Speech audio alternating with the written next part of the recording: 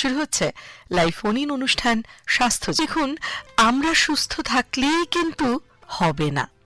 আমাদের পারিপার্শ্বকে যদি না আমরা সুস্থ রাখতে পারি, আমাদের পারিপার্শ্বের মধ্যে কিন্তু অনেক কিছু, অর্থাৎ শুধুই যে আমি এবং আমার পারিপার্শ্ব বলতে আমার পাশের বাড়ি বা তার পাশের বাড়ি বা আমার গ্রামটুকু, আমার শহরটুকু, আমার রাজ্যটুকু না, আমি আর আমার পাশের বাড়ির মাঝে যে গাছ, সেই গাছে বসা যত পাখিরা, মাঠে চড়ে বেড়ানো যত গরু, অথবা আমার বাড়িতে রোজ এসে বসে দানা খেয়ে যাওয়া পায়রাটা, প্রত্যেককে সুস্থ থাকতে হবে। তবেই কিন্তু সুস্থ থাকবো আমরা। পরিবেশকে ভালো রাখা কেন প্রয়োজন? না, তারা সেই পরিবেশের সঙ্গে, পরিবেশের মধ্যে আমরা ছাড়াও আরও যারা আছে, তারা সকলে যদি সুস্থ না থাকে তাহলে বিপদ আমাদেরও। এমন অনেক অসুখ বালাই আছে যা কিন্তু মূলত পশু থেকে, পাখি থেকে মানুষের মধ্যে ছড়িয়ে যায়। আমরা নিশ্চয়ই ভুলতে পারি না আজ থেকে 6 বছর আগে আমাদের গোটা বিশ্বের উপর সেই থাবা বসানো মারণ করোনার কথা। কত বাড়ি, কত পরিবার উজাড় হয়ে গেল সারা বিশ্ব জুড়ে। তার সঙ্গে কিন্তু যোগ ছিল বাদুড়ের, তাই তো? আমরা তো তেমনটাই জানি। আর যা যা জানি না এই বিষয়তে, অর্থাৎ পশু থেকে, পাখি থেকে আমাদের মধ্যে ছড়িয়ে পড়া রোগগুলি, যা থেকে আমাদের সতর্ক হতে হবে, সচেতন থাকতে হবে, সেই সব বিষয়ে আমরা জানব। আসুন, আমাদের সঙ্গে আজ উপস্থিত রয়েছেন বিশিষ্ট বিজ্ঞানী ডক্টর সন্দীপন গঙ্গোপাধ্যায়। কথা বলবো তার সঙ্গে। নমস্কার এবং স্বাগত জানাই আপনাকে ডক্টর গঙ্গোপাধ্যায়। নমস্কার। নমস্কার। আজ পশু পাখি থেকে মানুষের মধ্যে যে সকল রোগ ছড়িয়ে পড়ে সেই সমস্ত বিষয়ে আপনার সঙ্গে মূলত কথা বলবো। আমি তো বলবোই, কিন্তু শ্রোতা বন্ধুরাও কিন্তু টেলিফোনে আসবেন জানি, কারণ সত্যি আমাদের শ্রোতা বন্ধুদের মধ্যে একটা বড় অংশ যারা গ্রামে থাকেন এবং তাদের জীবিকার সঙ্গে জড়িয়ে আছে পশু পাখি, এমন বহু মানুষ। এছাড়াও গ্রাম শহর নির্বিশেষে পোষ্য তো আছেই বাড়িতে কতজনের, তাই না? আপনাদের সঙ্গে আজ রয়েছি আমি শর্মিষ্ঠা সরকার।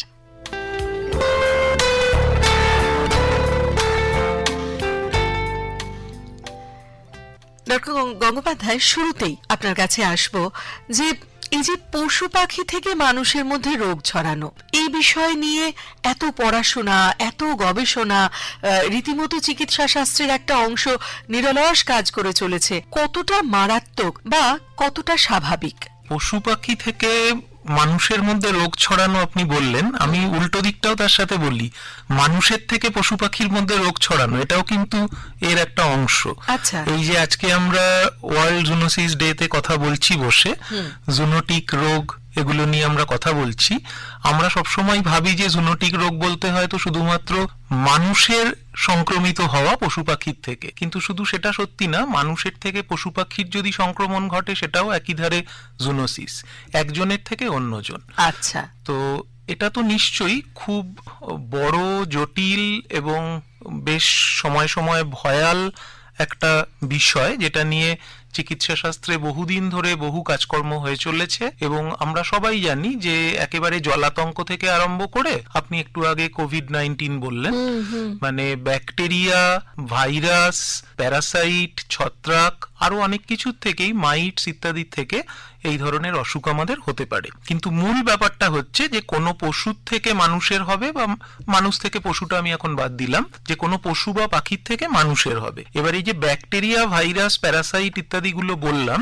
এরা প্রত্যেকেই কিন্তু ইনভলভড হতে পারে। কোভিড-19 যেমন খুব সহজ একখানা অসুখ আপনি বলেছেন, যেটা ভাইরাস থেকে হয়, নিপা ভাইরাস থেকে আমরা জানি হয়, ঠিক সেরকম ব্যাকটেরিয়ার থেকে হতে পারে, অ্যানথ্রাক্স হতে পারে, আরো বিভিন্ন রকম অসুখ রয়েছে ব্যাকটেরিয়া জনিত, সেরকম প্যারাসাইট থেকে হতে পারে, ক্রিপ্টোস্পোরিডিয়াম আছে, আরো অনেক কিছু আছে, ছত্রাক থেকে হতে পারে।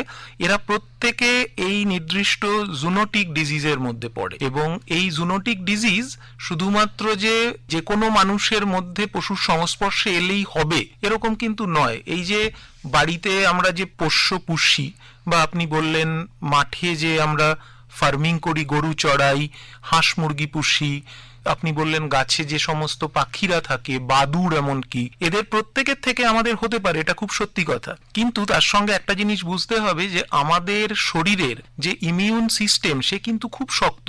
যদি সেটা না হতো তাহলে কিন্তু প্রতিদিন লক্ষ লক্ষ কোটি কোটি মানুষ আক্রান্ত হতো, সেটা কিন্তু হচ্ছে না।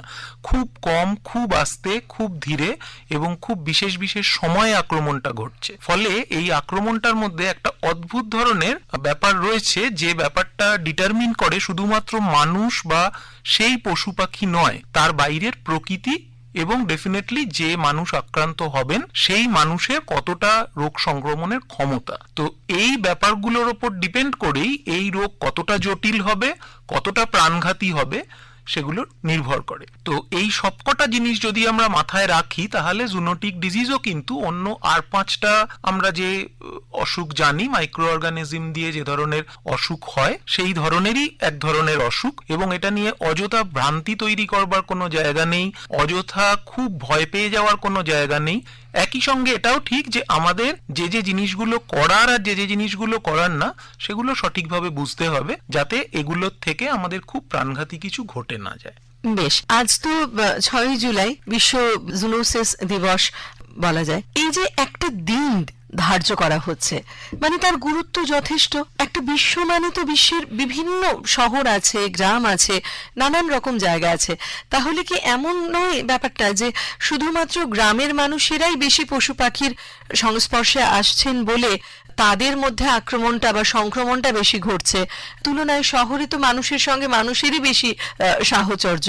সেখানে কি এই জুনোসিস বা জুনোটিক যে ডিজিজ, এই রোগগুলি সংক্রমণের সম্ভাবনা কম? না না, একদম তা নয়, বরং ব্যাপারটা সত্যিকারে বলতে গেলে একটু উল্টো। গ্রামের মানুষ যারা প্রকৃতির সঙ্গে অনেক বেশি মিশে থাকেন তাদের ক্ষেত্রে জুনোটিক ডিজিজের সম্ভাবনা নিশ্চয়ই একদিক দিয়ে তো বেশি, নিশ্চয়ই, কারণ তারা সব সময় পশু পাখি এদের সংস্পর্শে আসছেন। কিন্তু যেহেতু তারা ওই সব সময় সংস্পর্শে আসছেন তারা কিন্তু প্রাইমড হয়ে যাচ্ছেন, এবং ওই প্রাইমড হচ্ছেন বলে তাদের ক্ষেত্রে কিন্তু সম্ভাবনা যতটা প্রবল, আমাদের শহুরে মানুষ যারা মানে মাটিতে কোনোদিন পা দিয়ে হাঁটি না জুতো ছাড়া, আমাদের ক্ষেত্রে কিন্তু সেই সম্ভাবনাটা বেশি, বরং অত কম নয়। হ্যাঁ, এটা নিশ্চয়ই তাদের শরীরটা লড়তে শিখে গেছে। হ্যাঁ নিশ্চয়ই, কারণ যেভাবে শেখাবেন, মানুষের শরীর তো জানেন যে যেরকম ভাবে শেখাবেন সেরকম ভাবে শিখবে। ওই একটা প্রবাদ আছে না, শরীরের নাম মহাশয়, একদম যা স্বভাবে তাই সয়, একদমই তাই। তো সেইভাবে তাদের শরীর অনেকটা হয়তো সেই লড়াইটা শিখে গেছে, আমাদের শরীর শেখেনি। সেই জন্য গ্রামের মানুষের দেখবেন যে রোগটা হচ্ছে না, শহুরে মানুষের কিন্তু সেই রোগটা অনেক চট করে হয়ে যাবে। আর এই প্রসঙ্গে একটা কথা ছোট্ট আমি বলি, হয়তো শুনলে একটু হাসি পাবে। আমরা জুনোটিক ডিজিজ বলছি, পশুর থেকে মানুষে বলছি, মানুষের থেকে মানুষেও কিন্তু হয়। এই জুনোটিক ডিজিজ যেটা আপনি বলছেন, আপনি দেখুন না, কুকুরের থেকে আমাদের তো জলাতঙ্ক হয়, জুনোটিক ডিজিজ।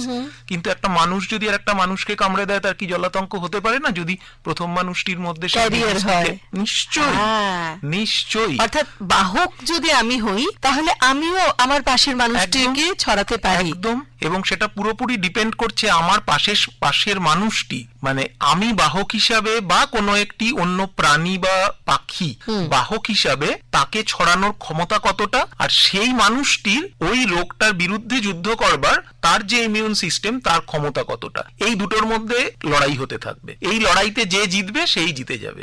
যদি যে বাহক তার লড়াইটা বেশি হয়, তার স্ট্রেনটা স্ট্রং হয়, যে মাইক্রো অর্গানিজম দিয়ে ইনফেকশনটা হচ্ছে সেটা খুব শক্তপোক্ত হয়, তাহলে তিনি জিতবেন, অর্থাৎ মাইক্রো অর্গানিজম জিতবে এবং অসুস্থ হবে দ্বিতীয় মানুষটি। আর যদি দ্বিতীয় মানুষটির মধ্যে লড়াই করার ক্ষমতাটা খুব বেশি হয় তাহলে কিন্তু অত সহজে জিতবে না, তিনি যুদ্ধে জিতবেন এবং তার কিছু হবে না। সেই অরণ্যের প্রবাদ বাক্য আর কি, সার্ভাইভাল অফ দ্য ফিটেস্ট, যার যত ক্ষমতা আছে বেঁচে যাবে সে। বেশ, এবারে আমরা আসি জুনোটিক ডিজিজ বলতে যে যে রোগগুলি রয়েছে সেগুলো জানি ব্যাপারটা, মানে আমি ছোট্ট করে প্রশ্নটা করছি বটে, উত্তরটা অনেক বড়ই হবে আপনার কাছে। মূলত কোন কোন রোগগুলি যেগুলো খুব কমন, যেগুলো মানুষের মধ্যে প্রায়ই আমরা আক্রান্ত হয়ে থাকি, বা উল্টোটা বারে বারে আপনি বলছেন আমরাও ওদেরকে সংক্রমণ করাই পশু পাখিদের, সেই রোগগুলোর কথা একটু আসি। আমি এক্ষুনি বললাম যে মোটামুটি মাইক্রো অর্গানিজম বাহিত রোগ এগুলো, অর্থাৎ আমরা জীবাণু বলি বাংলায় যাকে। তো জীবাণু অনেক রকম হতে পারে, এটা মোটামুটি আজকাল আমরা অনেকেই জানি যে জীবাণু অনেক রকম হয়। যেমন একটু আগে আপনি বললেন কোভিড-19, আমরা জানি সেটা একটা ভাইরাস। আবার ঠিক একই রকমের আছে ব্যাকটেরিয়া, আবার ঠিক একই রকমের আছে প্যারাসাইট বা পরজীবী, ছত্রাক আছে। তো এদের প্রত্যেকের থেকেই হতে পারে। তো আমি সব থেকে ইম্পর্টেন্ট যেগুলো জুনোটিক ডিজিজ বললেই আমাদের মনে ভেসে ওঠে সেরকম কয়েকটার নাম বলছি। যেমন জলাতঙ্ক বা র্যাবিস। র্যাবিস অবশ্যই ব্যাকটেরিয়ার থেকে হয়, এবং জলাতঙ্কর পরে এরপরে আমরা আসি লেপ্টোস্পাইরোসিস। লেপ্টোস্পাইরোসিস অবশ্যই আর একটা বর্ষাকালের গুরুত্বপূর্ণ রোগ। আমাদের চারপাশে বর্ষাকালে জল জমে, এই জলের থেকে আমাদের লেপ্টোস্পাইরোসিস হতে পারে। জলে কেউ কাজ করছে মাঠে বা রাস্তাতে জমা জলে হাঁটছে, সেখানে লেপ্টোস্পাইরোসিসের সম্ভাবনা রয়েছে। এরপরে আমরা আসি ব্রুসেলোসিস। এটা তুলনামূলকভাবে একটুখানি কম পরিচিত, এবং সাধারণত যারা ফার্মিং করে, গরু, মোষ, ভেড়া, ছাগল ইত্যাদি ফার্মিং যেখানে করে, এই সমস্ত পশুর মধ্যে এই রোগটা বেশি দেখা যায়। এবং একটু যদি এই তো নামগুলো খুব শক্ত শক্ত, মানে আপনার জন্য খুব সহজ লাগলেও আমাদের মতো সাধারণ মানুষের খুব অচেনা নাম। এরা যে রোগগুলো ছড়াচ্ছে তাদের নামগুলো তো সহজ, আমাদের চেনা রোগ হবে নিশ্চয়ই। ব্রুসেলা থেকে যে রোগ ছড়ায় সেটার নাম ব্রুসেলোসিস। আচ্ছা। এবং ব্রুসেলোসিস যদি মনে নাও বোঝা যায়, এটা বোঝার প্রধান লক্ষণ হচ্ছে যে দীর্ঘদিন জ্বর হবে, অতিরিক্ত ঘাম হবে, শরীরে ব্যথা, দুর্বলতা, ক্ষুধামান্দ ইত্যাদি ধরনের ব্যাপারগুলো। এবার দেখুন বর্ষাকালে এরকম জিনিস আমাদের হয়, স্বাভাবিকভাবেই হয় যে হঠাৎ একটু জ্বর এলো, খুব একটা খিদে পাচ্ছে না, গা হাত পা ম্যাচ ম্যাচ করছে, ব্যথা করছে। আমি প্রথমেই ভেবে নিই কিন্তু যে এটা ভাইরাল ফিভার। আমাদের সহজাত ভাইরাল ফিভার না হতে পারে, হয়তো আমি এমন কোন একটা জায়গায় গেছিলাম, এমন কারুর থেকে আমি অ্যাকোয়ার করেছি যেটার জন্য এই ধরনের জুনোটিক একটা ডিজিজ আমার হয়েছে। ফলে সব থেকে জরুরি যেটা, সেটা হচ্ছে যে যত তাড়াতাড়ি আমি বুঝতে শিখবো বা আমি রিপোর্ট করতে শিখব। কাকে রিপোর্ট করব? আমি অবশ্যই ডাক্তারবাবুকে রিপোর্ট করব। ফলে এই ধরনের অসুখ হলে ঠিক আছে দুটো দিন দেখে নি। সহজাত প্রবৃত্তি, বাড়িতে আমাদের পোষা কুকুর আছে টমি, টমির সঙ্গে আদর করছিলাম টমিকে, একটুখানি হাতে সামান্য আঁচড় লেগে গেছে, দূর ওকে তো আমরা ইনজেকশন দিই, ওর থেকে কি কিছু হতে পারে নাকি? ভয়ঙ্কর ব্যাপার। এই মৃত্যুকে রোধ করা যাবে না, কারণ ব্রুসেলোসিসে হয়তো তবুও ওষুধ খেলে আমি বাঁচাতে পারবো, কিন্তু যখন জলাতঙ্ক হবে আমি কোনো ওষুধ দিয়ে কিন্তু একবার হয়ে গেলে আমি কিন্তু আর কোনো ওষুধ দিয়ে তাকে বাঁচাতে পারবো না। কিন্তু টমিকে যদি ভ্যাকসিন দিয়ে রাখাই থাকে তাহলেও কি তার আঁচড়ে বা কিছুতে জলাতঙ্কের একটা 100 বার পারে, একবার নয় 100 বার পারে। এবং সেটাকে কে ঠিক করবে? আপনাকে ডাক্তারের সঙ্গেই কথা বলতে হবে, কারণ এটা পুরোটাই ডিপেন্ড করছে কবে ভ্যাকসিন দেয়া হয়েছে, কত নিয়মিতভাবে ভ্যাকসিন দেয়া হয়েছে, কুকুরটির সেই সময় কি কন্ডিশন রয়েছে সেটা দেখা, সে কি আদরের সময় অসাবধানতাবশত আঁচড়টা লেগেছে, নাকি সে একটু অ্যাগ্রেসিভ হয়ে কামড়েছে, একটু পাগলামি করে কামড়ে দিয়েছে, সেইটা দেখা, ডিটারমিন করা যে ওর জলাতঙ্ক থাকতে পারে কিনা। কুকুরটিকে দুদিন নজরে রাখা, যে জায়গায় আঁচড়টা লাগলো সাথে সাথে সেই জায়গাটাকে সাবান দিয়ে পরিষ্কার করে প্রচুর জল দিয়ে ধুয়ে ফেলা, এবং ডাক্তারবাবুর কাছে গিয়ে তাকে একবার বলা যে ঠিক কি হয়েছে, কতটা হয়েছে, ক্ষতর গভীরতা কতটা অঞ্চল জুড়ে, মানে first degree, second degree, third degree, এইগুলো বুঝে ডাক্তারবাবু তৎক্ষণাৎ সিদ্ধান্ত নেবেন যে আপনারও সাথে সাথে অ্যান্টি র্যাবিস কিছু দেওয়ার প্রয়োজন আছে না প্রয়োজন নেই। উনি সেটা খুব ভালো বুঝতে পারবেন, কারণ হি ইজ ট্রেন্ড, উনি প্রশিক্ষণ প্রাপ্ত। আমরা সেটা কখনো বুঝবো না। ফলে সামান্য আঁচড় দুদিন অপেক্ষা করে দেখি, আর কিন্তু কোনো সম্ভাবনা নেই। কারণ র্যাবিস এমনই একটা অসুখ, র্যাবিস, অ্যানথ্রাক্স, এই ধরনের অসুখগুলো, ইভেন আপনারা রিসেন্টলি দেখেছেন নিপা ভাইরাস, যেটা ভাইরাস ঘটিত, এগুলো এমন ধরনের অসুখ যে এগুলো একবার হলে তারপরে এগুলোর থেকে বেঁচে ফেরাটা অনেক বেশি কঠিন। বিশেষ করে র্যাবিসের ক্ষেত্রে তো, বা অ্যানথ্রাক্সের ক্ষেত্রেও আমি এটা বলবো। আপনারা জানেন অ্যানথ্রাক্সও একটা ভয়ঙ্কর অসুখ, যেটা খুব সহজে মানুষের মধ্যে ছড়ানো যায়। ইভেন আজকের পৃথিবীতে যখন আমরা একটু বেশি যুদ্ধ করতে ভালোবাসছি, আবার এই সময় যুদ্ধের উপকরণ হিসাবে অ্যানথ্রাক্স ইউজড হচ্ছে, মানে বায়ো টেরারিজমের কাজেও অ্যানথ্রাক্স লাগানো হচ্ছে। জীবাণু ছড়িয়ে দেওয়া, জীবাণু ছড়িয়ে দেওয়া। সব জীবাণু ছড়িয়ে দিলে কিন্তু চট করে মৃত্যু হবে না, চট করে ক্ষতি করা যাবে না। মূলত কার কাছ থেকে আমাদের এই বিপদটা রয়েছে অ্যানথ্রাক্স ছড়ানোর ক্ষেত্রে?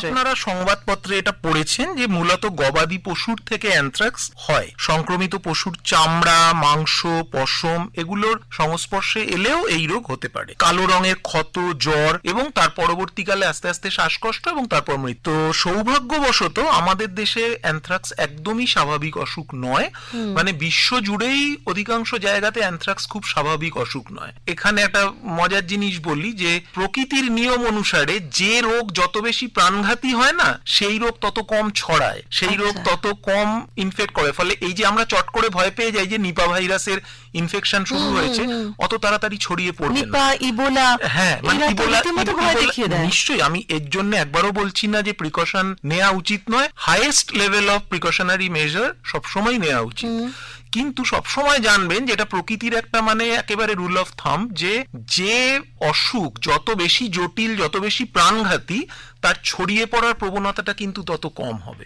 আর যে অসুখ যত কম প্রাণঘাতী, তার ছড়িয়ে পড়ার প্রবণতাই সাধারণভাবে, এটা আমি রুল অফ থাম হিসাবে বললাম।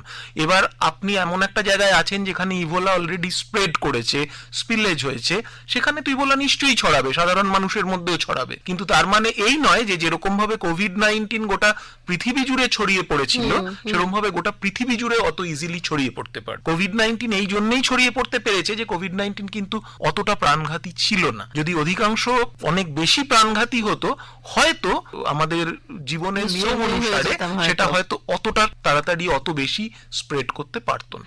আমরা আসবো আরো অন্য জুনোটিক ডিজিজ নিয়ে, তার আগে টেলিফোনে আসি। টেলিফোনে যাওয়ার আগে আরো একবার মনে করিয়ে দিয়ে আমাদের শ্রোতা বন্ধুদের যারা একটু পরে রেডিও সেট টিউন করেছেন আকাশবাণী কলকাতায়, এখন আমরা শুনছি স্বাস্থ্য জিজ্ঞাসা অনুষ্ঠানে আজ ওয়ার্ল্ড জুনোসিস ডে, অর্থাৎ পশু থেকে মানুষের মধ্যে বা মানুষ থেকে পশুর মধ্যে রোগ ছড়িয়ে যায় যে রোগগুলি, সেই সকল রোগ নিয়ে সচেতনতার একটা দিন। এবং স্বাস্থ্য জিজ্ঞাসায় আমরা সে বিষয়ে কথা বলছি। উপস্থিত রয়েছেন বিশিষ্ট চিকিৎসক, মাফ করবেন, বিশিষ্ট বিজ্ঞানী ডক্টর সন্দীপন গঙ্গোপাধ্যায়।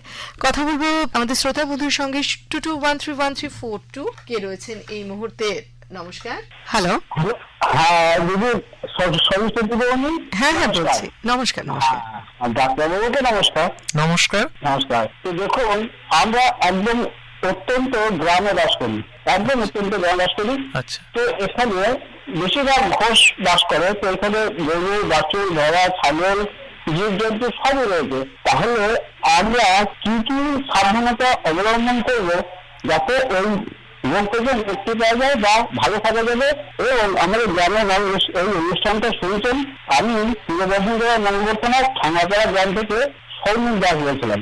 আচ্ছা, সৌমুখ বাবু, খুব সুন্দর প্রশ্ন করেছেন আপনি।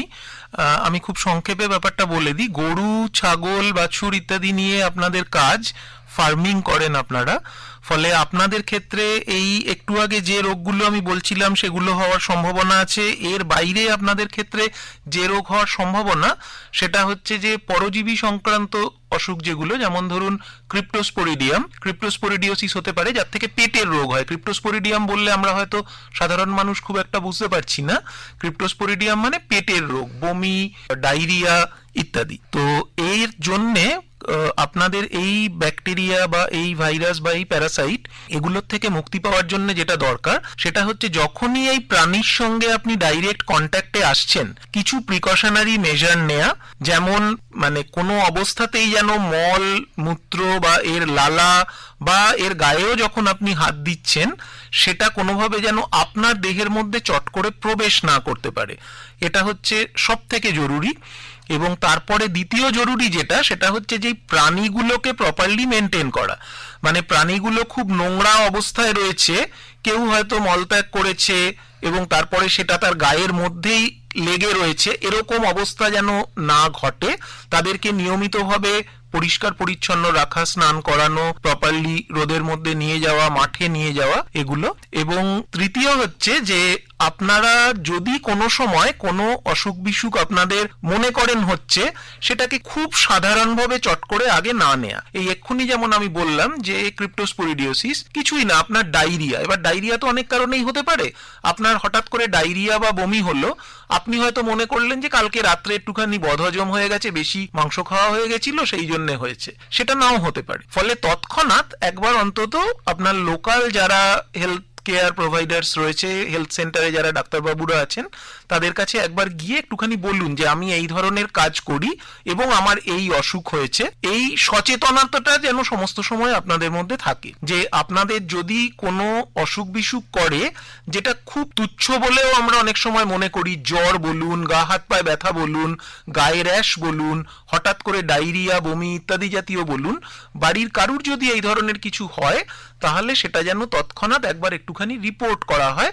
লোকাল যিনি ডাক্তারবাবু আছেন, আমি বড় কোনো ডাক্তার কিন্তু বলছি না, আপনার লোকাল যারা হেলথ কেয়ার প্রোভাইডার তাদের কাছে একটুখানি এটা রিপোর্ট করা। আর অবশ্যই আপনি যখন বাড়িতে ফিরে আসছেন সারাদিনের কাজের পরে, তখন খুব ভালোভাবে সম্ভব হলে সাবান দিয়ে স্নান করা।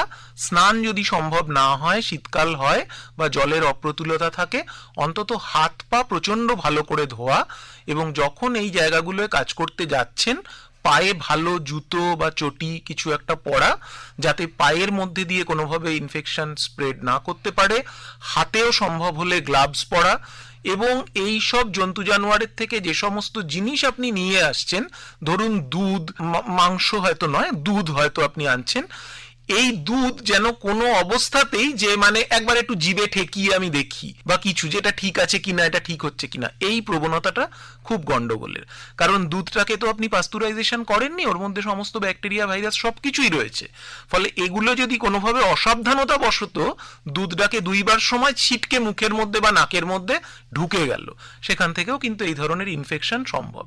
আর সর্বোপরি প্রাণীগুলোকে ভেটেরিনারি ডাক্তার যারা আছেন, ডাক্তারবাবু যাদের সঙ্গে আপনারা কথা বলেন, দেখান, তাদের কাছে নিয়মিতভাবে রিপোর্ট করা। কোনো প্রাণী অসুস্থ হলে, অসুস্থ মনে করলে তার প্রপার ডায়াগনোসিস এবং প্রপার ট্রিটমেন্ট, এইগুলোই মূলত আপনাদের ফলো করতে হবে।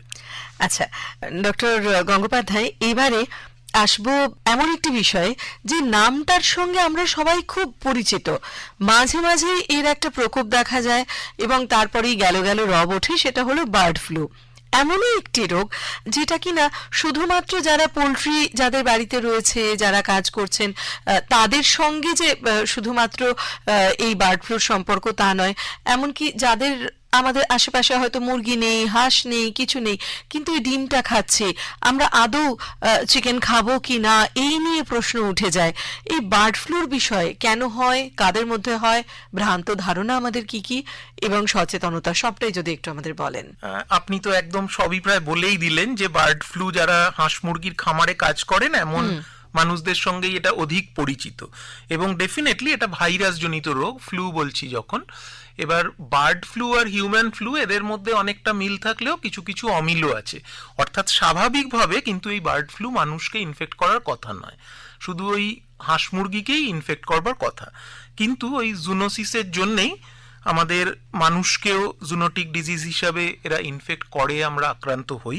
সংক্রমিত পাখির খুব কাছাকাছি থাকলে বা তাদের দেহাবশেষের সংস্পর্শে এলে, তাদের মলমূত্র সংস্পর্শে এলে মানুষের সংক্রমণের হাইয়েস্ট সম্ভাবনা। তবে এই সংক্রান্ত বিষয়ে একটা জিনিস আমি একদম পরিষ্কার করে বলি, ভালোভাবে রান্না করে যদি মুরগি বা হাঁসের মাংস বা ডিম ইত্যাদি খাওয়া হয় তাহলে কিন্তু বার্ড ফ্লু হওয়ার কোনো সম্ভাবনা নেই। এমনকি এটাও আমি দায়িত্ব নিয়ে বলছি, বার্ড ফ্লু হয়েছে এমন পাখি, এমন মুরগি, সে অলরেডি আক্রান্ত বার্ড ফ্লুতে, তার মাংস যদি বহুক্ষণ ধরে ফুটিয়ে তারপরে আমরা খাই, সেখান থেকে বার্ড ফ্লু কিন্তু মানুষের হতে পারবে না। কারণ আফটার অল এটা একটা ভাইরাস, একটা মাইক্রো অর্গানিজম, এবং যে মুহূর্তে আপনি একটা নির্দিষ্ট টেম্পারেচারে একে কিছুক্ষণ ফোটাবেন, তখন কিন্তু এর বাইরের যে প্রোটিন আবরণ, প্রোটিন থাকে এই ভাইরাসই বলুন, ব্যাকটেরিয়া বলুন, সকলের, সেগুলো নষ্ট হয়ে এই কোষ ধ্বংস হয়ে যাবে। ফলে কোনো অবস্থাতেই, যেটা সমস্ত সময় আমাদের ফলো করা উচিত, যে আমরা যখনই মাংস ডিম রান্না করব, আমরা অনেকেই, বিশেষ করে শহুরে লোকেরা, একটু তন্দুরি চিকেন, এবার তন্দুরি চিকেনটা যখন রান্না হচ্ছে দেখছেন তো, তখন কিন্তু এই আঁচে সেঁকা হচ্ছে। রান্না আর সেঁকা আলাদা ব্যাপার না, ফোটানো। মানে আপনারা দেখবেন, মানে যারা রান্না বান্না বেশি করেন তারা জানেন যে রান্নার সময় মাংসের ভেতরের টেম্পারেচার দেখার জন্য সেই রকম থার্মোমিটারও পাওয়া যায়। ওই থার্মোমিটার মাংসের ভেতর ঢুকিয়ে দিয়ে দেখা হয় যে একদম মাংসের ভেতরের অংশটাতে কতটা টেম্পারেচার রিচ করেছে। ওই টেম্পারেচারটা যদি প্রভূত পরিমাণে রিচ করে 100 ডিগ্রি, 120 ডিগ্রি, 130 ডিগ্রি, তাহলে কিন্তু তারপরে আর ওই ভয়ের কোনো সম্ভাবনা নেই, কিন্তু ওটা করে না। আপনারা যখনই আমরা এই ধরনের এই সেঁকা, আতকাঁচা এই ধরনের জিনিস খাই, গরম অবস্থায় খাচ্ছি, খুব সুন্দর খেতে লাগছে, কিন্তু ভেতরটা যখন ছাড়িয়ে দাঁত দিয়ে খাচ্ছি ভেতরটা কিন্তু লালচে। লালচে কিন্তু থাকবে না। যখন পুরো রান্না হয়ে যাবে তখন কিন্তু কোনো অবস্থায় ভেতরের রংটা ওই লালচে রংটা সাদাটে হয়ে যাবে। সাদাটে তো হবেই, তার সঙ্গে ঘন রং হয়ে যাবে। ম্যারো যে অংশটা বা রক্ত যে অংশগুলোতে, সেই অংশগুলোর রং প্রচন্ড ঘন, ডিপ হয়ে যাবে, ব্রাউনিশ হয়ে যাবে। অর্থাৎ আমাদের সাধারণ ঘরোয়া বাঙালি রান্নার ক্ষেত্রে যে মাংস রান্না মানেই কষিয়ে রান্না, অনেকক্ষণ প্রেসার কুকারে, প্রেসার কুকারে আপনি প্রেসার কুকারে যে মাংস রান্না করেছেন চোখ বন্ধ করে সেই মাংস খেতে পারেন। সেটা বার্ড ফ্লু আক্রান্ত মাংস হলেও আপনার তার থেকে, আমি কখনো বলছি না, এটা কখনো সাজেস্টিভ নয় যে আমি বার্ড ফ্লু আক্রান্ত খেতে বলছি সেই মাংস, কিন্তু আমি ভরসা দিয়ে বলছি যে সেই মাংসর থেকেও কিন্তু সংক্রমণ ছড়ানোর কোনো সম্ভাবনা নেই যদি সেটা প্রেসার কুকারে কুক করা হয়।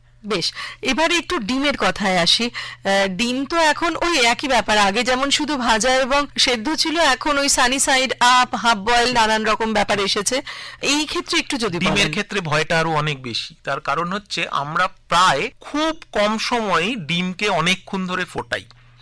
আপনি লক্ষ্য করে দেখুন, ইভেন এই যে বললেন সানি সাইড আপ তো ছেড়েই দিলাম, পোচ ইত্যাদি আমি ছেড়েই দিলাম, কিন্তু যখন আমরা ডিম এমনি অমলেট করেও খাই, ভেজে পুরো ফ্রাইড এগ, ডিমের প্রত্যেকটা অংশের টেম্পারেচার কি আমি যেভাবে বললাম সেরকম ভাবে উঁচুতে ওঠে? হয়তো কিছু কিছু জায়গা নরম রয়ে গেল।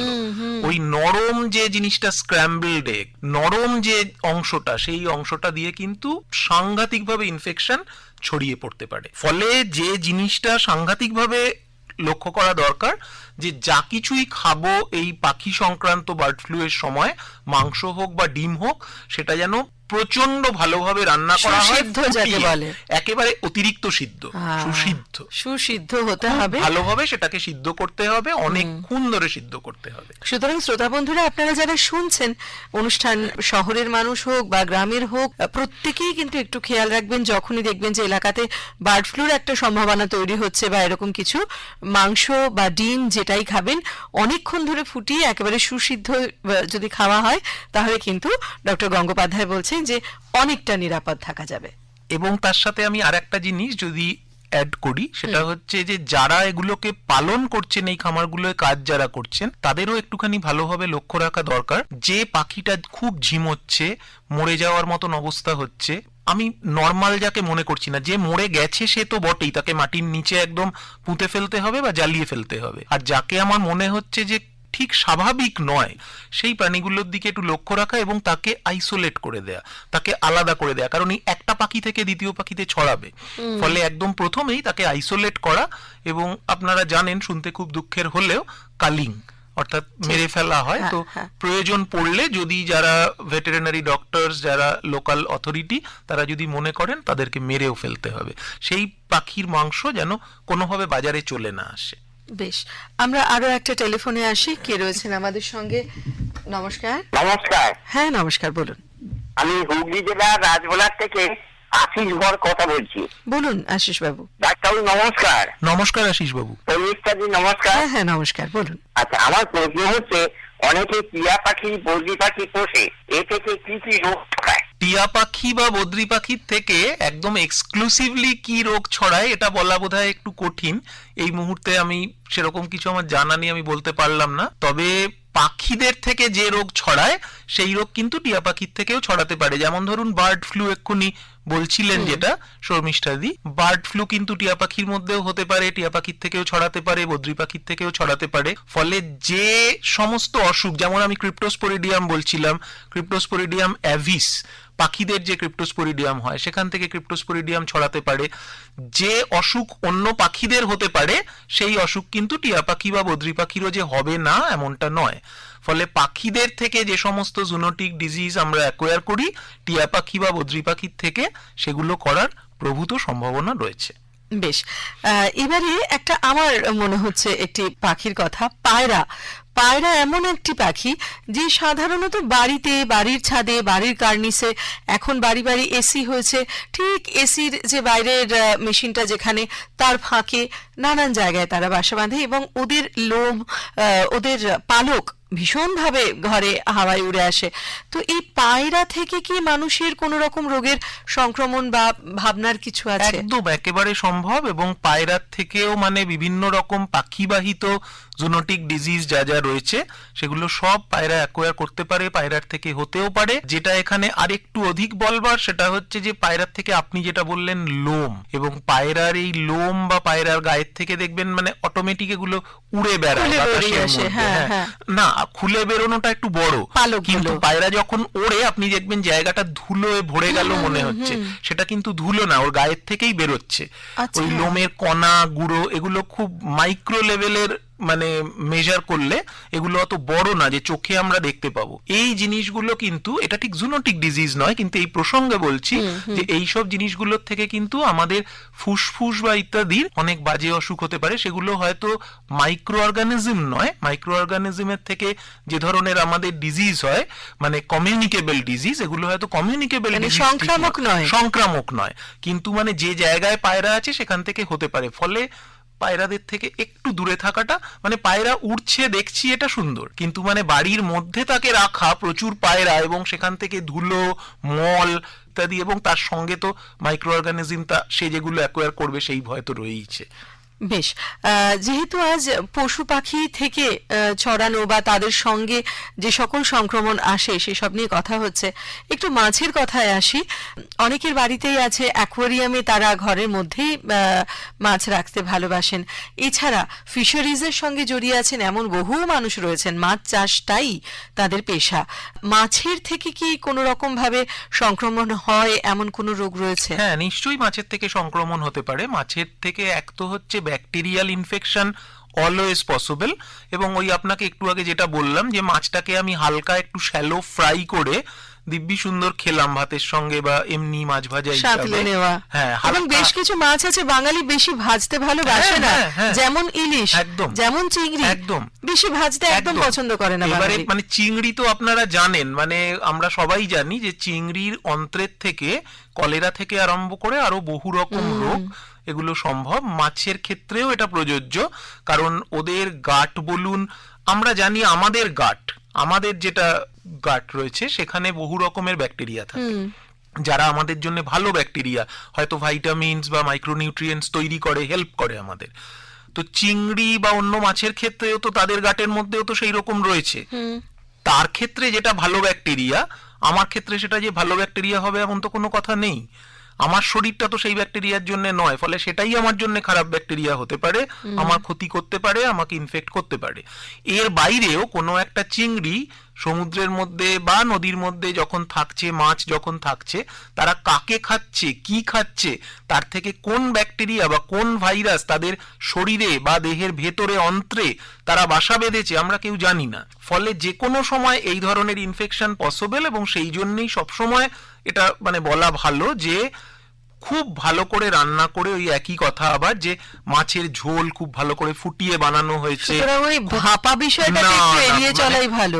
যদি না আমি জানি যে এই মাছের থেকে কোনো ভয় নেই, এবং যদি সেটা জানাটা যা বুঝতে পারছি খুব জটিল, সমস্যার। অবশ্যই খুব জটিল।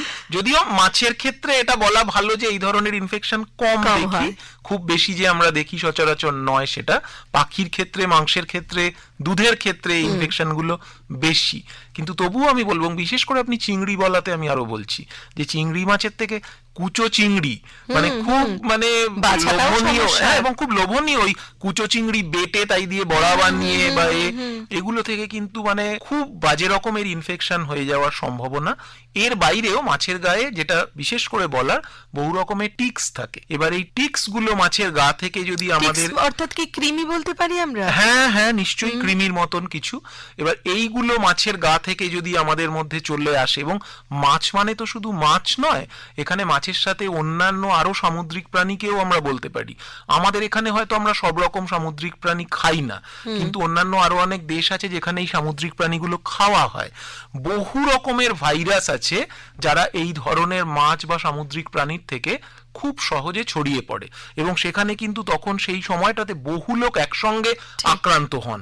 শীতকালে দেখবেন এই ধরনের জিনিসগুলো হয়, অনেক সময় বর্ষাকালে হয়। ফলে ওই একটাই কথা বারবার বলবার, সেটা হচ্ছে যে ভালো করে দেখে খাওয়া, যে মাছটা ভালো মাছ দেখে বোঝা যাচ্ছে, এবং দ্বিতীয় কথা খুব ভালো করে রান্না করে খাওয়া, যে অন্তত আমি অনেকক্ষণ ফুটিয়ে নিয়েছি, ফলে চট করে খুব কিছু ক্ষতির আশঙ্কা আমার এই ধরনের মাইক্রো অর্গানিজম থেকে নেই, তারা নষ্ট হয়ে গেছে। বেশ, টেলিফোনে আবারও আসা যাক।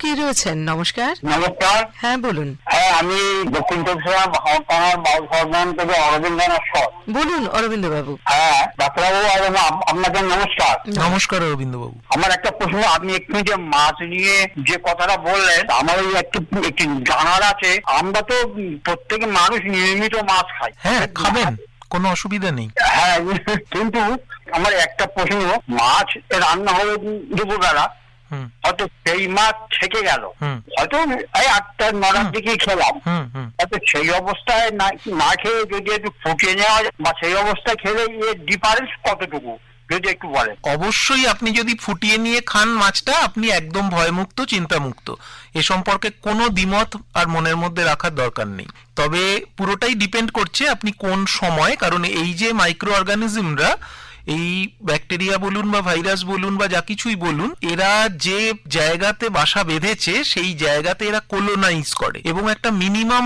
ডোজ আছে, কোনো ক্ষেত্রে আমরা লিথাল ডোজ বলি বা কিছু, সেই জায়গায় যতক্ষণ না ওই সংখ্যাটা পৌঁছাবে ততক্ষণ পর্যন্ত আপনাকে ইনফেক্ট করতে পারবে না। একটা কলেরার জীবাণু থেকে আপনার কলেরা হয়ে যাবে না, ও আশা উঠ হয়ে বেরিয়ে যাবে। কিন্তু যখন একটার জায়গাতে 1000 জীবাণু আপনাকে অ্যাটাক করবে, তখন কিন্তু কলেরার সম্ভাবনা আছে। তো আপনি যদি গরমকালে ওটাকে রেখে দেন, এই সমস্ত ব্যাকটেরিয়া বলুন বা এই সমস্ত পরজীবীরা বলুন, এদের সকলের বাঁচবার optimum temperature in general 37 degree, 35 degree বা এইরকম কাছাকাছি, মানে কোনো অবস্থাতেই কিন্তু 10 ডিগ্রি 15 ডিগ্রি নয়। যখন প্রচন্ড শীতকাল, তখন আপনি যদি মাছটাকে রেখে দেন, সেটা সন্ধে 8টার সময় খেলে ভয়ের সম্ভাবনা খুব কম। কিন্তু একেবারে প্রচন্ড গরমের সময় আপনি সারাদিন মাছটাকে বাইরে ফেলে রাখলেন, রেফ্রিজারেট করলেন না বা কিছু করলেন না, তখন কিন্তু সেখানে মাছটার মধ্যে সংক্রমণ বেড়ে যাওয়ার সম্ভাবনা প্রবল। এবং এটা জুনোটিক ডিজিজ বলে বলছি না, এটা স্বাভাবিকভাবে আকাশে বাতাসে যে সমস্ত জীবাণুরা ছড়িয়ে রয়েছে, তারাই গিয়ে ওই মাছটার মধ্যে বাসা বাঁধবে। আমাদের যেমন খাবার মাছ, ওরাও কিন্তু মাছটার গায়ে গিয়ে বাসা বাঁধবে, ওরাও কিছু ওর থেকে খেতে চাইবে। ফলে ওরা বাসা বাঁধলে ওরা আস্তে আস্তে কোলোনাইজ করবে, সংখ্যায় বাড়বে, বিকেলবেলা মাছটা পচে যাবে। আপনি যখন খাবেন হয়তো এতটা পচেনি যে দুর্গন্ধ হয়েছে, আপনি বুঝতে পারলেন না, কিন্তু ইনফেকশনটা আপনার হয়ে গেল। ফলে আপনি প্রথম যেটা বললেন যে ফুটিয়ে নিয়ে খাওয়া, এর কোনো বিকল্প নেই, কোনো বিকল্পই নেই। বেশ, ডক্টর গঙ্গোপাধ্যায়, এবারে ওই কলেরা আপনি এক্ষুনি বললেন না যে একটা জীবাণু এলে কিছু হবে না, 10টা এলে সমস্যা আছে।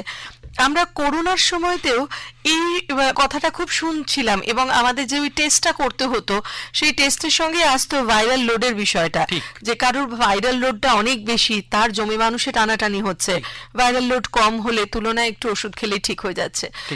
এই জুনোটিক ডিজিজের ক্ষেত্রেও কি বিষয়টা এরকম আছে? জুনোটিক ডিজিজের মধ্যে আপনাদের আগেই বললাম আমি যে ভাইরাসও রয়েছে, সব রকম মাইক্রো অর্গানিজম, এবং ভাইরাল লোড যেরকম বলছেন সেরকমই ব্যাকটেরিয়াল লোড বা প্যারাসাইটিক লোড, এগুলো এরকম ভাবে বাড়বে। ভাইরাল লোড আপনি যেটার কথা বলছেন সেটা হচ্ছে সিটি ভ্যালু। আমরা সবাই তখন খুব এই জিনিসটা দেখতাম, সিটি ভ্যালুটা যত কম হবে তত ভয়, যত বেশি হবে তত কম ভয়, এরকম একটা আমরা বুঝতে শিখেছিলাম।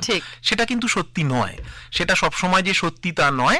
তবে এটা ঠিক যে সিটি ভ্যালুর ওপরে লোডটা ডিপেন্ড করে। সিটি ভ্যালু, ওটাকে আমরা বিজ্ঞানের ভাষায় আমরা ওটাকে বলতাম রিয়েল টাইম পিসিআর, এবং রিয়েল টাইম পিসিআর যে টেস্টটা করা হতো তার যে সিটি ভ্যালু আসতো সেটা কম, মানে ভাইরাল লোডটা বেশি। তো এই ভাইরাল লোড বেশি মানে কিন্তু ভাইরাল পার্টিকেল বেশি, ঠিক একইভাবে ব্যাকটেরিয়াল লোড বেশি মানে ব্যাকটেরিয়াল পার্টিকেল বেশি। মানে বেশি বেশি ঢুকেছে শরীরে, বেশি বেশি ঢুকেছে কিংবা বেশি বেশি গ্রো করেছে। ঢুকেছে বেশির থেকেও গ্রো করেছে বেশি, ঢোকার পরে অনেক বেশি, হ্যাঁ অনেক বেশি বেড়ে গেছে। মানে আমি হয়তো কোনো একটা সময়ে ঢোকবার পরে দ্বিতীয় দিনে টেস্ট করছি, তখন ভাইরাল লোডটা কম এবং আমি তখনও কিছু মানে প্রিকশনারি মেজারও নিইনি, আর আমি হয়তো সপ্তম দিনে টেস্ট করছি, ততদিনেও অনেকটা বেড়েছে এবং ভাইরাল লোডটা বেশি। ফলে আমার এই কথাটা থেকেই আপনি বুঝছেন যে দ্বিতীয় দিন আর সপ্তম দিন, যদি কোভিডের ক্ষেত্রে আমার কোনো ওষুধ খাওয়ার দরকারই না পড়ে, নর্মালি সে কমে, তাহলে সে আস্তে আস্তে নিজেই বাড়বে, আস্তে আস্তে নিজেই ক্লিয়ার আউট হবে। সেখানে কিন্তু ভাইরাল লোড খুব একটা কিছু বড় কাজ করছে না। আমার শুনতে ভয় লাগছে হয়তো যে ভাইরাল লোড বেশি, তার মানে এই নয় যে আমার খুব সাংঘাতিক কিছু হবে। আবার এটাও সত্যি কথা, যদি স্ট্রেনটা এমন মারাত্মক কোনো একটা স্ট্রেন হয় যার মানে মানুষকে প্রাণঘাতী স্ট্রেন, মেরে ফেলবার সম্ভাবনা রয়েছে, সেক্ষেত্রে লোডটা যদি বেশি হয় তার মানে ভাইরাস বেশি আছে, আপনার ক্ষতির পরিমাণটাও বেশি হওয়ার সম্ভাবনা। ফলে একেবারে ওই ঠিক রুল অফ থাম্ব হিসাবে হয়তো বলা যাবে না যে লোড বেশি মানেই সেটা খারাপ, কিন্তু এটাও ঠিক যে লোড কম হলে সে খারাপ হবে না তার কোনো কথা নেই, কিন্তু লোড বেশি হলে সে ডেফিনেটলি খারাপ হতে পারে। এবং এই কথা ভাইরাসের ক্ষেত্রে ঠিক যেমন প্রযোজ্য, একইভাবে ব্যাকটেরিয়ার ক্ষেত্রে বা প্যারাসাইটের ক্ষেত্রেও প্রযোজ্য। অর্থাৎ ঠিক ডাইরেক্ট কোনো এরকম বলা যায় না যে লোড বেশি মানেই খারাপ, কিন্তু লোড বেশি হলে যদি সে ক্ষতিকারক বেশি হয়, তাহলে লোড বেশি হলে সেখান থেকে খারাপ হওয়ার সম্ভাবনাটা নিশ্চয়ই বেশি। তখন আমরা সাধারণত দেখেছি করোনার সময় তো বটেই, ইবোলা বা নিপার ক্ষেত্রেও দেখি বহু মানুষ আক্রান্ত হন, তার মধ্যে কিছু মানুষ মারা যান, অনেকেই সুস্থ হয়ে যান। আবার একটু আগে আপনিও বলছিলেন যে ইমিউনিটির কথা, তাহলে একটু যদি আমাদের বুঝিয়ে বলেন যে এই জুনোটিক ডিজিজের ক্ষেত্রে, পশু থেকে যেগুলো ছড়িয়ে যাচ্ছে আমাদের মধ্যে, সেক্ষেত্রে আমাদের ইমিউনিটি কত বড় রোল প্লে করছে, অর্থাৎ যে মানুষটি আক্রান্ত হচ্ছেন তার রোগ প্রতিরোধের ক্ষমতা এক্ষেত্রে কতটা বড় দায়িত্ব পালন করছে? সব থেকে বড় দায়িত্ব আমাদের ইমিউনিটি পালন করছে। তার কারণ হচ্ছে আমরা আক্রান্ত হব কি আক্রান্ত হব না, এবং আক্রান্ত হলে, আক্রান্ত হওয়া মানেই যে খুব সিভিয়ার ডিজিজ হবে তা না, অনেকের ক্ষেত্রে আক্রান্ত হলাম কিন্তু ডিজিজটা, কোভিডেই আপনারা দেখেছেন একই বাড়িতে 4 জন আক্রান্ত হলেন, একজন বুঝতেই পারলেন না, একজন খুব ভুগলেন, কাশি সর্দি মানে বুকের যন্ত্রণা, তাকে হয়তো হসপিটালাইজ করতে হলো, একজন তো এত সাংঘাতিক তিনি মারাও গেলেন, আর আরেকজনের ক্ষেত্রে ইনফেকশনটা হলো না। 4 জন মানুষ 4 রকম হলো। কি জন্য হলো? এই একটাই কারণ, 4 জনের কিন্তু একই স্ট্রেন, এরকম নয় যে 4টে আলাদা আলাদা জিনিস থেকে সংক্রমণটা হয়েছে। কোভিডের পার্টিকুলার একটা স্ট্রেন থেকেই 4 জন আক্রান্ত, একজনের থেকে অন্যজনের ছোঁয়া লেগেছে, কিন্তু ওই 4 জনের ইমিউনিটি শরীরের ভেতরের 4 রকম। কেন 4 রকম? কারুর হয়তো বয়স কম, বয়স বেশি। আমরা জানি যে কম বয়সী ইমিউনিটি প্রপারলি গ্রো করে না, এবং 60 বছর বয়স হয়ে যাওয়ার পরে আবার আমাদের ইমিউনিটি আস্তে আস্তে হ্রাস পেতে থাকে। এর বাইরে আমাদের কিছু কিছু বিশেষ অসুখ থাকলে এই ইমিউনিটি কিন্তু আমাদের কমে যায়। ডাক্তারবাবুরা তখন বলেছেন কোভিডের সময় কি ধরনের অসুখ থাকলে, কোমরবিডিটি, এক্স্যাক্টলি। এই বেশ কিছু শব্দ করোনা আমাদের চিনিয়ে দিয়ে গেছে। একেবারে এবার এই কোমরবিডিটি যেরকম, ঠিক একইভাবে আমি বলতে চাইবো, যদি আমরা কোনো অন্য অসুখে আর একটা আক্রান্ত হই, যেমন ধরুন এইচআইভি, খুব প্রাণঘাতী অসুখ একটা, তো এইচআইভির ক্ষেত্রে বা আমার ক্যান্সার আছে, এই সব অসুখগুলোর ক্ষেত্রে আমরা এমন কিছু ওষুধ খাই, আমাদের খেতে হয় বা নিতে হয়, যে অসুখগুলো কিন্তু ইমিউনিটিকে সাপ্রেস করে রাখে।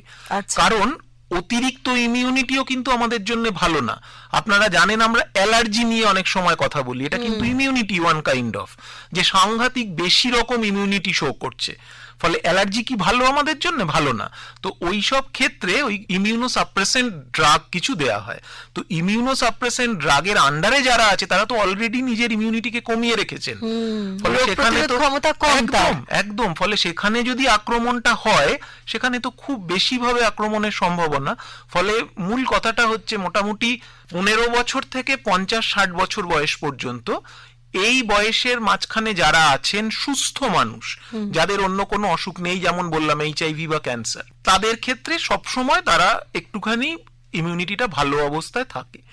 আর এর বাইরে এই বয়সের মধ্যেই যাদের কোমরবিডিটি আছে, যারা অসুস্থ, যারা ইমিউনোসাপ্রেসেন্টের আন্ডারে রয়েছেন, এবং যারা বয়স্ক, যারা একেবারে অল্প বয়সী এদের ক্ষেত্রে অতিরিক্ত সাবধানতা সব সময় অবলম্বন করা দরকার। ঠিক এই জায়গাটায় এবারের প্রশ্ন, কারণ সময় সত্যি এগিয়ে চলেছে খুবই, আর 12 মিনিট মতন সময় আছে হাতে। এই যে সতর্কতা, অর্থাৎ তাদের সঙ্গে আমাদের থাকতেই হবে। বহু মানুষের পেশার সঙ্গে জড়িয়ে, আমাদের পরিবেশের সঙ্গে জড়িয়ে রয়েছে পশু পাখিরা, আমাদের তাদের সঙ্গে একটা সহাবস্থান থাকবেই। সুতরাং আমরা ইন জেনারেল যদি আমরা বলি, সাধারণভাবে কি কি ধরনের সতর্কতা বা সাবধানতা অবলম্বন করলে আমরা মনে করতে পারি যে খানিকটা আমরা নিজেদেরকে নিরাপদ বা সেফ রাখতে পারলাম? আমি এর আগে যারা ফোনে ছিলেন তাদের প্রশ্নের জবাবে বা আপনার প্রশ্নের জবাবেও বেশ কিছু প্রাণী সম্পর্কে কিছু কিছু কথা বলেছি, সেগুলো তো সতর্কতা বটেই। তার বাইরে যেটা আমাদের এখন বোঝা দরকার, যে আমরা অলরেডি বুঝতে পেরেছি যে জুনোটিক রোগ শুধুমাত্র চিকিৎসা বিজ্ঞানের একটি বিষয় নয়, এটা আমাদের জীবনযাত্রা, কৃষি, পরিবেশ এবং সমাজের সঙ্গেও গভীরভাবে জড়িয়ে রয়েছে। এই প্রসঙ্গে একটি অত্যন্ত গুরুত্বপূর্ণ নতুন ধারণা, যেটাকে বলা হচ্ছে ওয়ান হেলথ। ওয়ান হেলথ মানে কি? এটা চিরন্তন একটা ভাবনা। একটা মুহূর্তের জন্য চিন্তা করুন, একটা গ্রামের মধ্যে দিয়ে একটা নদী বয়ে যাচ্ছে, কেউ একজন সেখান থেকে পানীয় জল সংগ্রহ করছে, সেই নদীর জলেই আবার গবাদি পশুরা স্নান করছে, জল খাচ্ছে, সেই নদীর পাড়েই আবার একটা গাছ আছে, সেখানে পাখিরা আছে, সেই পাখির মলমূত্র ওই নদীর মধ্যে পড়ছে। এই গোটা বিষয়গুলো কিন্তু একসঙ্গে তাহলে ইন্টারলিঙ্ক।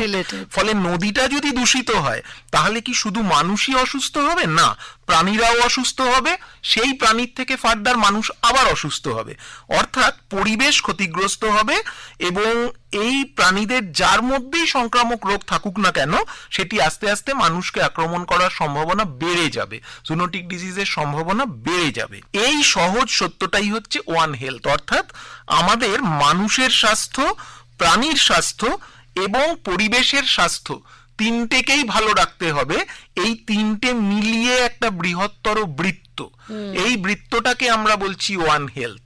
শুধুমাত্র মানুষকে ভালো রাখলে আমরা ভালো থাকবো না, পরিবেশকে ভালো রাখলে আমরা ভালো থাকবো না, পশু পাখিকে ভালো রাখলে আমরা ভালো থাকবো না।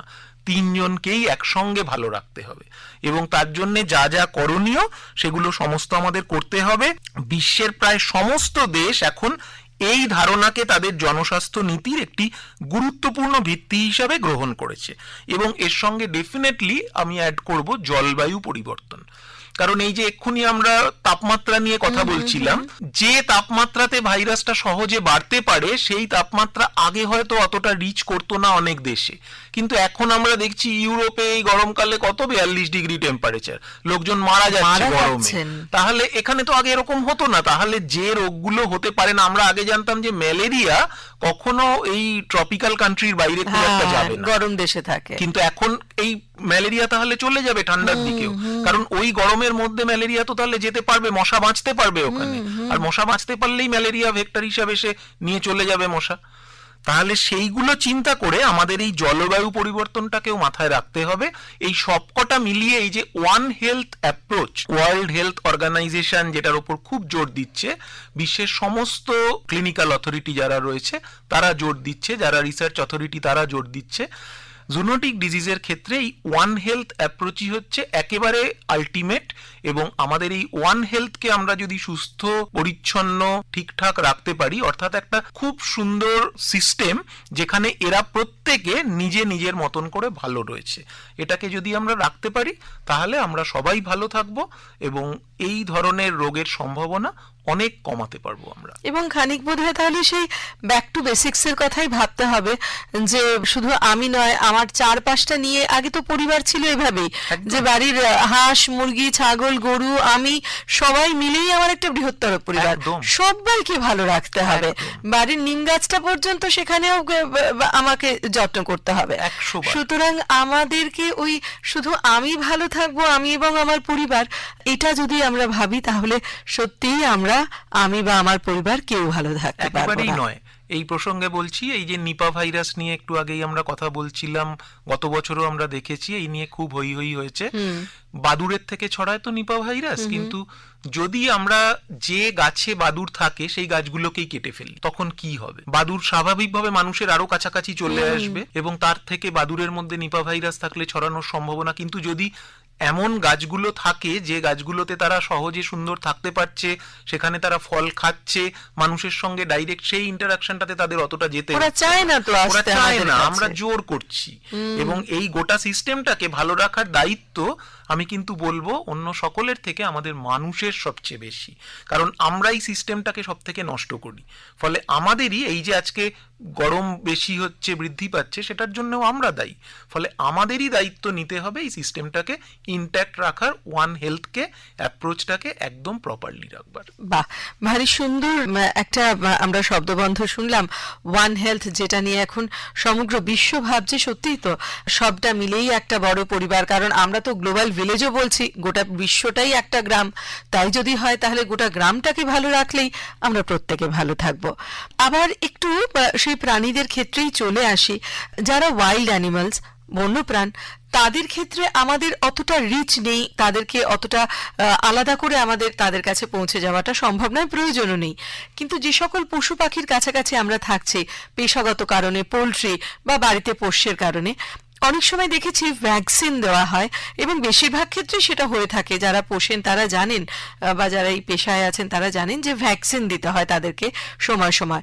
তাহলে কি কেউ ভাবতে পারেন যে আমার বাড়ির কুকুরটিকে বা আমার বাড়ির বেড়ালটিকে আমি ভ্যাকসিন দিয়েছি, বা আমার পোলট্রিতে আমি নিয়মিতভাবে তাদের যত্নার্থী করছি, তাদের ভ্যাকসিন দিচ্ছি, তাহলে আমার জুনোটিক ডিজিজের সম্ভাবনা নেই বা কম, বা তাদের আদৌ প্রয়োজনীয়তা কতটা, এটা যদি একটু বলেন। আমরা এখন মানে অনেক পরিবারেই আমরা মানে বাড়িতে এমনি পোষ্য পুষি, এবং আপনি যেরকম বললেন যে ফার্মিং বা ইত্যাদি জায়গাতে পেশার কারণেও আমাদের তাদেরকে নিয়ে ডিল করতে হয়। ভালোবাসার পাশাপাশি দায়িত্ব তো অবশ্যই রয়েছে, যেরকম আপনি বলেছেন যে নিয়মিত টিকাকরণ, কৃমিনাশক ওষুধ, পশু চিকিৎসকের পরামর্শ এবং পরিষ্কার পরিচ্ছন্নতা। আর যদি এই প্রাণীগুলোর মধ্যে কেউ অসুস্থ হয় তাহলে তৎক্ষণাৎ ভেটেরিনারি ডক্টর যিনি আছেন, ডাক্তারবাবু, তার সঙ্গে যোগাযোগ করা, তাকে দেখানো। নিজে ওষুধ খাইয়ে সময় নষ্ট করবার কোনো মানে নেই, এবং এই যে টিকাকরণ, এগুলো যেন অবশ্য করেই ভেটেরিনারি ডক্টর যিনি রয়েছেন তার পরামর্শ অনুসারে করা হয়। তবে এই টিকাকরণগুলো কিন্তু মূলত এই প্রাণীগুলোর জন্য জরুরি, কিন্তু এদের থেকে সংক্রমণ ছড়ানোর ক্ষেত্রে সব সময় যে খুব বেশি কাজে আসবে এরকম কিন্তু নয়। সব সময় নয়। কিছু কিছু ক্ষেত্রে নিশ্চয়ই, যেমন বাড়িতে কুকুর পুষলে আমরা তাকে টিকাকরণ করি, আমরা জানি সে আঁচড়ালে আমার তার থেকে র্যাবিস হবে না, সত্যি মানে র্যাবিসের জন্যই দেয়া হয় কুকুরকে। কিন্তু তারপরেও আমরা কিন্তু এটা কখনোই জানি না যে মানে আমরা নিজেরাও তো বহু ভ্যাকসিন নিই, তারপর কি সেই রোগগুলো কোনোদিন আমাদের আর হয় না? আর আপনারা জানেন যে ভ্যাকসিনের একটা এফিকেসি এবং এফিসিয়েন্সি রয়েছে, আমাদের ক্ষেত্রে যেরকম সত্যি, প্রাণীর ক্ষেত্রেও সত্যি, লাইফ টাইম। ফলে সেই এফিকেসিটা 100 জনের মধ্যে 70 জন বা 60 জনের ক্ষেত্রে কাজ করবে, 40 জনের ক্ষেত্রে করবে না। কুকুরের ক্ষেত্রেও তো সেটা সত্যি, গরুর ক্ষেত্রেও সেটা সত্যি। ফলে কুকুরটা আমায় কামড়ালে তার তখন আছে কিনা ওই রোগটা, এটা তো আমি কোনোভাবেই বুঝতে পারছি না। ফলে একই সঙ্গে veterinary doctor as well as মানুষের ডাক্তার দুজনের সঙ্গে পরামর্শ করাটা অলওয়েজ আলটিমেট নেসেসারি একখানা। যে তিনি যদি মনে করেন, তিনি যদি শুনে বলেন যে না ফার্দার কিছু আর জরুরি নয়, তাহলে তো খুব ভালো কথা। মানে নিজের থেকে সেটা যেন আমরা করে না ফেলি যে আমার পোষা কুকুর, ওকে র্যাবিসের দেয়া আছে টিকা, আমার আর কিছু নেয়ার দরকার নেই। এর জন্য কিন্তু জীবন দিয়ে মূল্য দিতে হবে। সুতরাং সতর্ক থাকাটা খুব খুব দরকার। 100 বার। সতর্কতার ক্ষেত্রে আমরা যেমন পশু পাখিদেরকে টিকাকরণের কথা ভাবছি, এমন কি কোনো টিকাকরণের ব্যবস্থা তৈরি হয়েছে যে আমার পোলট্রি আছে, তাহলে আমি এই টিকাটা নিয়ে রাখলাম, বা আমার বাড়িতে গরু রয়েছে, আমার গোয়াল আছে, আমি তাহলে এই টিকাটা নিয়ে রাখি, এই ভ্যাকসিনটা নিয়ে রাখি, তাহলে আমি বুঝে নিলাম যে আমার জুনোটিক ডিজিজ হবে না? কিছু কিছু অসুখের ক্ষেত্রে রয়েছে, অবশ্যই রয়েছে, তবে সব অসুখের ক্ষেত্রে নয়, এবং একটু শুনতে খারাপ লাগলেও অধিকাংশ জুনোটিক ডিজিজের ক্ষেত্রেই নেই, খুব অল্প সংখ্যক অসুখের ক্ষেত্রেই রয়েছে। ফলে এক্ষেত্রে টিকাকরণের থেকেও বেশি ইম্পর্টেন্ট যেটা, যে সাবধানতা অবলম্বন এবং প্রপারলি নিজেকে পরিষ্কার পরিচ্ছন্ন রাখা, প্রাণীগুলোকে পরিষ্কার পরিচ্ছন্ন, প্রপার হ্যান্ডলিং, এটা অনেক বেশি জরুরি টিকাকরণের থেকে। কিছু কিছু টিকা আছে, কিন্তু যে কটা রোগ নিয়ে আমরা আজকে আলোচনা করলাম প্রায় তার অধিকাংশ রোগগুলোর ক্ষেত্রেই কিন্তু অ্যাজ সাচ কোনো টিকা নেই। বেশ। এখনো পর্যন্ত। আর হাতে 1 মিনিট মতন সময় আছে, ওয়ার্ল্ড জুনোসিস ডে। সুতরাং এই দিনের বিশেষ বার্তা হিসেবে আপনি আমাদের শ্রোতা বন্ধুদেরকে কি বলবেন?